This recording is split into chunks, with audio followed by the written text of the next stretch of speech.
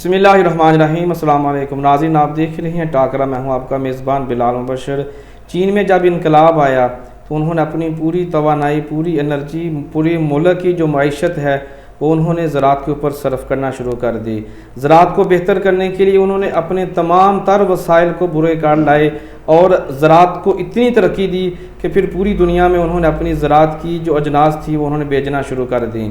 लेकिन जब हम बात करते हैं अपने पाकिस्तान की, तो पाकिस्तान में कई ऐसे हुकूमतें आई हैं कि जिन्होंने आते ही कोशिश की है कि किसान को जितना दबाया जा सके उतना ही दबाएं। जितनी सहूलियात उनको दी जा चुकी हैं पिछली हुकूमतों में उनसे छीन ली जाएं और किसान को लावारस कर दिया जाए, या यूँ कह सकते हैं कि किसान को दबाने के लिए हर एक मुमकिन कोशिश जो वो कर सकते थे उन्होंने की है। लेकिन खुशकिस्मती से चंद हुकूमतें ऐसी भी रही हैं जिन्होंने किसान के लिए कुछ सहूलियात दी, कर्ज़े की सूरत में, बिजली की सूरत में, खुराक की सूरत में, बीज की सूरत में और ज़मीन की सूरत में। लेकिन हम देखते हैं कि जो हालात इस वक्त पाकिस्तान के चल रहे हैं, हमारे मुल्क के किसान जो रात को जाकर सांपों बिच्छुओं के दरमियान सफ़र करते हैं और फिर पानी लगाते हैं और इतनी मुश्किल और मेहनत के बाद हमें अनाज मुहैया करते हैं कि हम अपने घर में बैठकर तरह तरह के जायकेदार खाने खा सकते हैं। तो सब उनके पीछे जो सबसे बड़ी वजह वो किसान ही होता है, जो दिन रात मेहनत करता है। 6 माह बाद जाकर हमें वो एक खुराक मुहैया होती है जिसको हम चंद पैसों के एवज़ ख़रीदते हैं, लेकिन उसके पीछे किसान की जान हथेली पर रखी होती है, उसकी पूरी कमाई उसी में ही सर्फ हो चुकी होती है। लेकिन पाकिस्तान के जो हालात इस वक्त चल रहे हैं, बहुत ही नाजुक सूरत हाल से पाकिस्तान गुजर रहा है। मुल्क की मईशत भी ख़राब हो चुकी है और किसान की जो हालत है वो बहुत ही अबतर है। मेरे शहर सांगला की एक ऐसी मुअज़्ज़ज़ शख्सियत, यूँ तो वो सियासी हैं, लेकिन आज हम उनसे सियासत से बिल्कुल हट कर कोई सियासी सवाल नहीं करेंगे, क्योंकि आज मैं भी उतना ही दुखी हूँ जितना कि वो दुखी हैं, क्योंकि वो भी एक किसान घराने से तल्लुक़ रखते हैं, ख़ुद भी किसान हैं। और पाकिस्तान जो फ़िश फार्म है ज़िला फैसलाबाद के, उसके जनरल सेक्रेटरी भी हैं। दर्द दिल रखने वाली शख्सियत चौधरी इम्तियाज़ अहमद कालो। आइए उनसे बात करते हैं और किसान के हवाले से उनसे जानते हैं कि किसान क्यों एहतजाज कर रहे हैं। जी चौधरी साहब, अस्सलाम वालेकुम। वालेकुम सलाम। क्या हाल चाल है जी? जी बिल्कुल ठीक। मुबशर भाई तुम अपना सुनाओ, ठीक ठाक? जी जी अल्हम्दुलिल्लाह ठीक ठाक। चौधरी साहब बहुत शुक्रिया, आपने वक़्त दिया। किसान हर मुल्क की रीढ़ की हड्डी की मानद होता है, आपकी नज़र में किसान क्या है? किसान रीढ़ की हड्डी से भी बढ़कर है कि अगर किसान मेहनत ना करे, किसान फसलें ना उगाए, तो हम घर बैठ कर और ये जो जितनी भी खुराक का इशू है इस पे हम एंजॉय नहीं कर सकते। तो किसान हर मुल्क में जो किसान को, ऑस्ट्रेलिया है, दूसरे जितने भी मुल्क हैं, इंडिया है या बांग्लादेश है, चाइना है, जितने भी तरक्की याफ्ता मुल्क हैं, उन्होंने सबसे पहले अपने मुल्क की ज़राअत को प्रमोट किया। मगर बदकिस्मती से जब से पाकिस्तान मार्ज़ वजूद में आया तो किसी ने भी किसान पर तवज्जो नहीं दी, बल्कि जितना भी हो सका किसान, अगर जो अब तक चल रहा था, जो अब पोजीशन हो गई है वो ये है कि पिछले दौरों में तो ये था कि किसान अपना गुजारा कर रहे थे। किसान एक मज़लूम कौम है। किसान ने आज तक, इससे पहले कभी भी किसान सड़कों पे नहीं आया, एहतजाज नहीं किया। इसमें क़ुव्वत बर्दाश्त और सब्र अल्लाह ताला ने इतना ज़्यादा पाकिस्तान में दिया है कि हर तरीके से ये सरवाइव करते रहे हैं। गंदम, गन्ना, जितनी भी सब्जियां, अगर इन पे गवर्नमेंट मेहनत करती, इनके साथ किसान का साथ देती, तो आज हम ये अपनी चीज़ें बाहर इंपोर्ट कर रहे होते, मंगवानी ना पड़ती। तो आज ये किसान इस पोजीशन में है कि वो जितने पैसे इन्वेस्ट करता है अपने खेत में, अपनी फसल पे, वो भी पूरे नहीं हो रहे कि अब डीज़ल का रेट इतना बढ़ गया है, खादें कहाँ से कहाँ तक चली गई हैं, अद्वियात जो कि जहर हैं वो कितने महंगे हो गए हैं, बीज कितने महंगे हो गए हैं, मशीनरी कितनी महंगी हो गई है, और गवर्नमेंट की तरफ से कोई सहूलत नहीं है। बल्कि ऐसा है कि जब फसल तैयार होती है तो उसका रेट डाउन हो जाता है, जब मिडल मैन के पास जाती है तो उसका रेट डबल ट्रिपल हो जाता है। जैसे गवर्नमेंट ने पिछले दौर में गंदम खरीदी, तो गंदम खरीदने के बाद उस वक़्त तो एसी साहबान की मदद से या पटवारियों की मदद से उन्होंने गंदम तो किसान से ख़रीद ली, बहरहाल उसका जो रेट मुंतखब किया उस पर भी किसान लॉस में था, मगर उन्होंने फिर भी सरवाइव किया। मगर आज जो गंदम उन्होंने ख़रीदी इस वक्त वो तकरीबन 4,000 के लगभग सेल हो रही है। यानी मिडिल मैन के जाने के बाद अब जितना खर्चा चावल पे आ गया है, तो डीज़ल का रेट 235-40 पर जाके इतनी महंगाई में खाद जो DAP थी 7,000, 6,000, 7,000 से लेकर 15-16 तक नायाब हो गई। यूरिया वो मिल ही नहीं रही सरकारी रेट पे कहीं भी, 500-700 उसमें भी डालना पड़ता है, 2700-2800 के करीब मिलती है।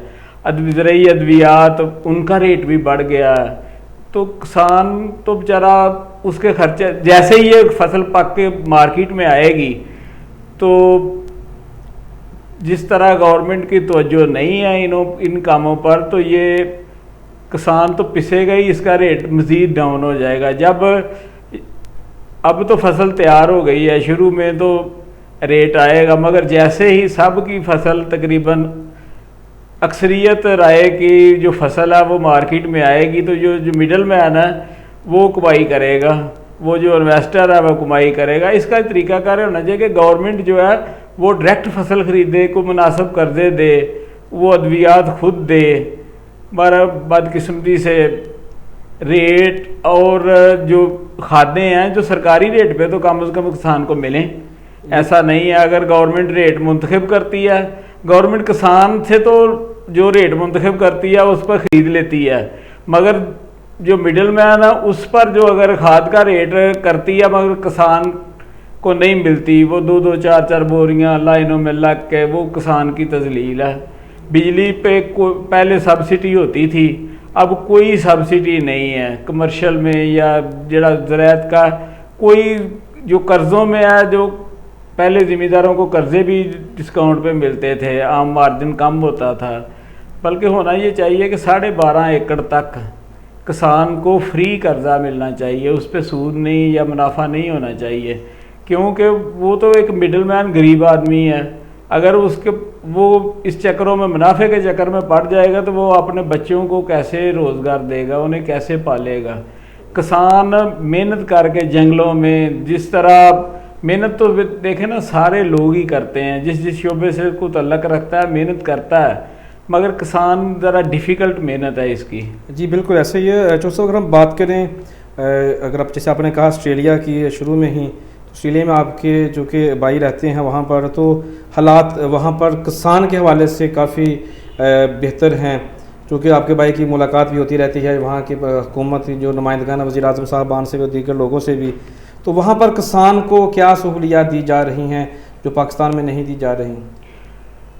बशीर साहब, इस तरह है कि मेरे अंकल और मेरे भाई उधर फार्मिंग करते हैं, अंगूर का फार्म है और माल्टे का फार्म है, तो इस दफ़ा उधर काफ़ी बारिशें हुई हैं, जैसे इधर सैलाब आए हैं ना, तो उधर काफ़ी बारिशें हुई हैं, तो उधर का जो वज़ीर आज़म है उन्होंने उन तमाम फार्मरों को इकट्ठे करके खुद उनसे मिलने के लिए आया है, को अपना वफद नहीं भेजा, उनके साथ टाइम गुजारा है कि मैं आप लोगों को क्या मदद कर सकता हूँ, मैं आप लोगों से जिन्स खरीद लूँ या गवर्नमेंट आपसे जिन्स खरीद ले, या आपको कर्ज़े जो हैं वो रिन्यू कर दे, उन पे मार्जिन ना ले, यानी कि वो इस तरह डिस्कस करते हैं। तो हमारी तो बदकिस्मती ये है कि हमारे किसान भाई इस्लामाबाद में आज एक हफ़्ता हो गया एहतजाज कर रहे हैं, तो कोई उनसे मिलने नहीं आया, बल्कि एक वफद ने, राणा सनावला साहब ने उन्हें मैसेज भेजा, वो गए, तो वो चीमा साहब हैं इधर के बहावलपुर साइड के, उन्होंने किसानों के साथ बदतमीज़ी भी की, जो वफद गए कि आप क्या चाहते हो, तो फिर उन्होंने, किसानों ने भी उनसे जो हो सका, जो जिस तरह के अल्फाज उन्होंने बोले, उन्होंने दो बढ़ चढ़ कर बोले कि हम अपने हकूक़ के लिए आए हैं, आप लोग हमारे वोटों से मुंतखब होते हो, तो हमारे जट फैमिली से आपका तल्लक है, आप जटों के मसाइल ज़िम्मेदारों किसानों के मसाइल को बखूबी समझते हो, आप लोगों को तो हमारा हक़ नुमाइंदगी अदा करना चाहिए। और आप यहाँ बैठ के तो एक डिक्टेटर की तरह हम लोगों से बात कर रहे हो। तो अब तक कोई भी किसी किस्म का कोई उमती वफद किसानों से मिलना तक गुजारा नहीं किया। चौधरी साहब, ये अगर हम पूछें, वफद की बात की आपने, तो जो किसान एहतजाज कर रहे हैं बेसिकली हर बंदा जानना चाहता है कि उनका मकसद क्या है, किस वजह से वो वहाँ पे जाके एहतजाज कर रहे हैं, प्रोटेस्ट कर रहे हैं। मकसद यही है कि गवर्नमेंट जिस तरह पहले बिजली पे सब्सिडी देती थी वो सब्सिडी को दोबारा बहाल करे, वो सस्ती बिजली दे, जो खाद है उसको सस्ता करे, और जो सरकारी नरख गवर्नमेंट बनाती है, जो रेट मुकर्रर करती है, उस पर बाज़ार में भी अवेल हो। ये नहीं है कि वो प्रेस कॉन्फ्रेंस करके कह दें कि खाद 1800 की बोरी मिलेगी मगर मार्केट से वो 2600 की मिले। डीएपी जो है वो उसका रेट भी मुनासिब करे कि अगर ये सारे खर्चे ज़िम्मेदार की औसत निकाल लें कि 1 एकड़ पे मूंजी है या गंदम है, कमाद है, कि उस पर उसकी मजदूरी डाल के उसका खर्चा कितना आ रहा है, उससे उसको लॉस से तो कम अज़ कम बचाए ना। अगर प्रॉफिट गवर्नमेंट नहीं दे सकती, उसे कोई बेनिफिट नहीं दे सकती, अब का जो किसान है वो लॉस में जा रहा है। तो कोई भी आदमी कारोबार करता है या रोज़गार के लिए निकलता है, अगर उसे कुछ बचत ना हो तो फिर वो रोज़गार के लिए कहाँ से निकलेगा। खुददारी की अगर हम बात करें तो कहा जाता है कि जी जट अपनी अनाह के लिए जान कुर्बान कर देता है, जो वो कर सकता है वो करता है। तो ऐसा क्यों है कि किसान को मज़लूम बनाया जा रहा है, किसान के ऊपर जुल्म किए जा रहे हैं, उसकी जो बीज की हुई या उसने जो मेहनत करके जो 6 महीने लगा के एक फसल को तैयार करता है, बाज़ार में लेके जाता है, आगे जो यानी कि जो गैर काश्तकार हैं, जो जट बरादरी नहीं हैं, वो लोग बैठे हुए हैं, वो उसको सस्ते में ख़रीद करके महंगे करके जट की जो बरादरी या किसान की जो तजलील की जा रही है, इसके पीछे कोई लाबी है या कि फिर ये बस ऐसे ही चल रहा है गलती से, या कुछ क्या कहेंगे इस हवाले से। किसान, पहले नंबर तो मैं आपको बता दूं कि आपका सवाल है कि ये सड़कों पे पहले क्यों नहीं निकला जी। ये इसलिए नहीं निकला कि ये खुददार कौम है, छोटे छोटे जो कमियां कताई होती हैं उन्हें बर्दाश्त करता रहा, मगर अब पानी सर से गुज़र गया। किसान, अगर किसान बाइकाट करेगा, ज़िम्मेदारों ने बाइकाट कर दिया तो ये हुकूमत भी नहीं चलेगी। अगर किसान सड़कों पे आया तो कोई नहीं, ये नहीं कि इस हुकूमत का कोई लास है, इस हुकूमत ने कोई ज़्यादती की है। पहली के दौर में भी, जो पिछला दौर भी गुजरा, उससे पहला भी गुजरा, उससे पहला भी जितने दौर गुजरे हैं, ये जो किसान बैठे हैं ये किसी पार्टी के एजेंडे पे नहीं बैठे, ये सिर्फ अपने मफादात के लिए बैठे हुए हैं कि इससे आगे। अब खुददारी की बात मैं आपको बताऊं कि ये आप भी जट फैमिली से तल्लक रखते हैं, पोजीशन ये है कि जिस तरह ये बिजली के बिल, तेल, ये बिल तारने के लिए ज़िम्मेदार को तो डबल बिल आ गया ना, ये मोटरों का बिल है वो अलहदा, घर का बिल अलहदा, किसी में भी सब्सिडी नहीं है। तो इन लोगों को अपने जानवर, अपने रकबे भी सेल करने पड़ रहे हैं, ज़िम्मेदारों को अपने जानवर सेल करके। खुददारी की तो ये पोजीशन है ना कि भाई किसी से मांगने की बजाय, किसान मांगेगा नहीं किसी से, अपना हक अगर लेने निकले हैं तो इंशाल्लाह लेकर रहेंगे। हम लोग भी देख रहे हैं, अगर 1-2 दिन में अगर गवर्नमेंट ने कोई लाएमल इख्तियार ना किया, उनसे ना बैठे, तो हम भी जितने भी दोस्त इधर इकट्ठे हो सके लेकर इस्लामाबाद पहुंचेंगे।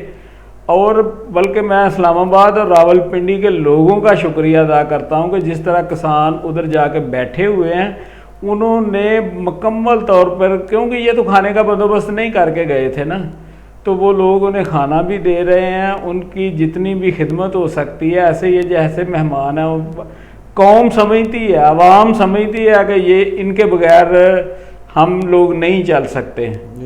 यह हुकूमत की हटदर्मी है जो मौजूदा है। मैं तो फिर यही बात हो जाती है कि उन्होंने, वो पहले ही कहते हैं कि इन्हें इमरान खान ने भेजा है या किसी सियासी एजेंडे पे आए हैं, तो बिल्कुल मैं आपको बता दूं कि वो किसी सियासी एजेंडे पे नहीं गए, वो सिर्फ़ और सिर्फ इसके बगैर किसान पहले आज तक एहतजाज नहीं किया।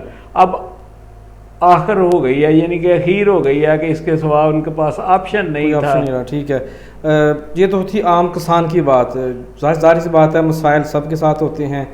आप चूँकि अभी जनरल सेक्रेटरी हैं माशाल्लाह, और जब पिछली बार मुलाकात हुई थी तो जाहिर सी बात है एज ए सियासतदान थे। अभी चूँकि जनरल सेक्रेटरी हैं तो मैं लाजम पूछना चाहूँगा, फ़िश फार्मिंग एक ऐसा बिज़नेस है जो पाकिस्तान में बहुत ही ज़्यादा तरक्की कर रहा है।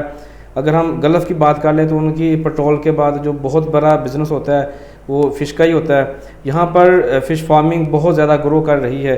उस वाले से भी आपसे थोड़ा जानेंगे आगे जाके, लेकिन उससे पहले मैं जानना चाहूँगा कि जो आम किसान है उसने, उसके पास माल डंगर है, उसको नहलाने के लिए, उसका चारा काटने के लिए वहाँ पे लाइट का बंदोबस्त करता है, तो उसके अखराजात हैं, इस्तेमाल ज़्यादा है। फिर वो जाहिर सी बात है वो बीज बोना होता है उसने, तो ट्रैक्टर चलाता है, ट्रैक्टर में डीजल क्या वो भी महंगा, तो बिजली भी महंगी। तो वो किसान तो एहतजाज कर रहे हैं इस वजह से। मैंने ये भी देखा कि फ़िश फार्मिंग वाले भी एहतजाज कर रहे हैं। ये आपके एहतजाज करने की वजह क्या है? फ़िश फार्मिंग जो है ना, बेसिकली ये भी एक ज़राअत का एक शोबा ही है। अच्छा। कि बिजली जो है, पानी तो इनको भी चाहिए ना। जी जी। ये बिजली पे जिस तरह किसान ज़राअत को या किसान को सब्सिडी हासिल थी, इस तरह ही फ़िश फार्मों के लिए जो ज़राअत के होती है वो इनको भी बिजली की सब्सिडी थी। तो अगर डीज़ल बढ़ेगा तो हर चीज़ का रेट बढ़ेगा, अगर खादें महंगी होंगी तो हर चीज़ पे असरअंदाज होंगी, बिजली का रेट बढ़ेगा तो हर चीज़ पे असरअंदाज होगा। ये ऐसा है कि फ़िश फार्मिंग कहाँ से शुरू हुई। एक तो ये हमारे मुल्क में इसकी ख़ास ज़रूरत भी थी कि वाइट मीट जो है ना, अक्सर तकरीबन औसत दर्जे से ज़्यादा जो है ना डॉक्टर जो है, बल्कि तकरीबन मोस्टली आजकल जो लोगों की सेहत का म्यार चल रहा है तो डॉक्टर भी तवज्जो दे रहे हैं वाइट मीट की तरफ। तो इस तरह ये जो सेम थोर रकबे हैं, कलर वाले रकबे हैं, उनको भी, उनमें फसलें तो नहीं होती, उनको चलाने के लिए ये फ़िश फार्मिंग जो मोस्टली जितने आपके गाँव के साथ भी जितना भी सेम का इलाका था, जी जी बिल्कुल ऐसे तो उस रकबे को भी हम इस्तेमाल कर सकते हैं मछली फार्म के लिए। जी ऐसे ही है। तो ये कौम की भी ज़रूरत है और एक अभी जो आगे मुनाफा बख्श है। तकरीबन कोशिश कर रहे हैं कि इसे अच्छे तरीके से मार्केटिंग करके उन नस्लों को ही आगे लाया जाए जो सेहतमंद है, और जदीद तरीके से जैसे जैसे चल रहा है इंशाल्लाह हम इसको बेहतर करेंगे कि ये भी एक इंडस्ट्री बन के, जैसे ये पोल्ट्री है, फ़िश फार्मिंग भी उसी तरह ही इंडस्ट्री बन के चले। सही है। तो ये जो अभी किसान एहतजाज कर रहे हैं, तो जो फ़िश फार्मिंग वाले हैं, क्या वो भी उनके शाना बशाना खड़े हैं कि यहाँ के फिर ये देख रहे हैं कि पहला इतना ना ढोला मोकरे फिर असी ढोला पावांगे? नहीं नहीं, हम उनके साथ हैं, हर तरह से के साथ हैं। बल्कि हम एक दफ़ा चक्कर लगा भी आए हैं इस्लामाबाद से। तो नेक्स्ट हमने ये 7 तारीख का प्रोग्राम जुमे का रखा है अपना, जो डिस्ट्रिक्ट कन्वेंशन है उसमें भी मोस्टली यही एजेंडा है। उसके बाद हम लोग इंशाल्लाह इकट्ठे होकर एक काफ़िले की शक्ल में अपने भाइयों के साथ जाएंगे।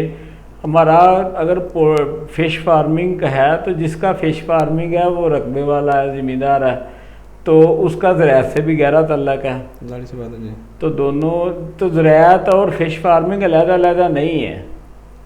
सही है। तो जाहिर सी बात है जो एहतजाज कर रहे हैं उनकी भी ख्वाहिशात हैं, आपकी भी ख्वाहिश, जो कि आप दोनों शोबों से ही तल्लक रखते हैं। फ़िश फार्मिंग से भी जो दूसरा किसान के काम है उसमें भी आपका अच्छा खासा है काम। तो थोड़ा सा हमें बता दें आखिर में, चाहते हैं कि जो आप क्या चाहते हैं, या जो एहतजाज कर रहे हैं वो क्या चाहते हैं, बिजली और डीज़ल के अलावा उनकी और भी क्या डिमांड्स हैं, उसके बारे से क्या कहेंगे आप? पहले नंबर पे तो ये है कि बिजली पे सब्सिडी दी जाए, डीज़ल को मुनासिब रेट पे लाया जाए, और उस पर अगर रेट उसका डाउन होगा तो तकरीबन सारी खादों को जो है ना उनका भी रेट मुकर्रर किया जाए और बाज़ार में उन्हें वाफर मकदार में मुहैया भी किया जाए। अद्वियात जो हैं वो भी अच्छी कंपनियों की प्रोवाइड की जाएँ। इसके अलावा वो तो गवर्नमेंट कर नहीं सकती ना, अगर गवर्नमेंट ऐसा करे ना, कोशिश करे, तो नामुमकिन नहीं है।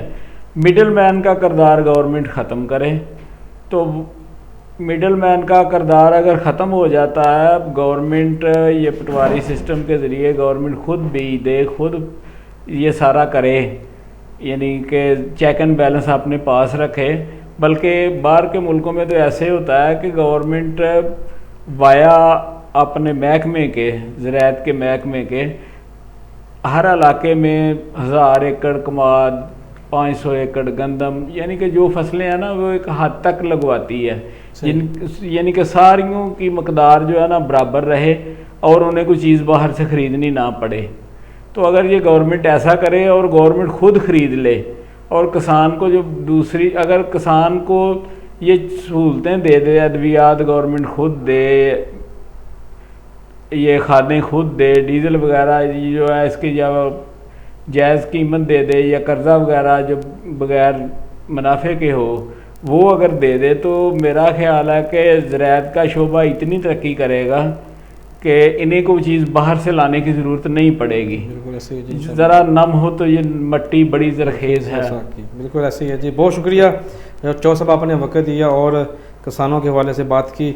ज़्यादा गुफ्तगू करने का मज़ा आता अगर हम सियासत पे करते, लेकिन हम इंशाल्लाह से जल्द सियासत के हवाले से भी बात करेंगे। आपका वक्त देने का बहुत शुक्रिया।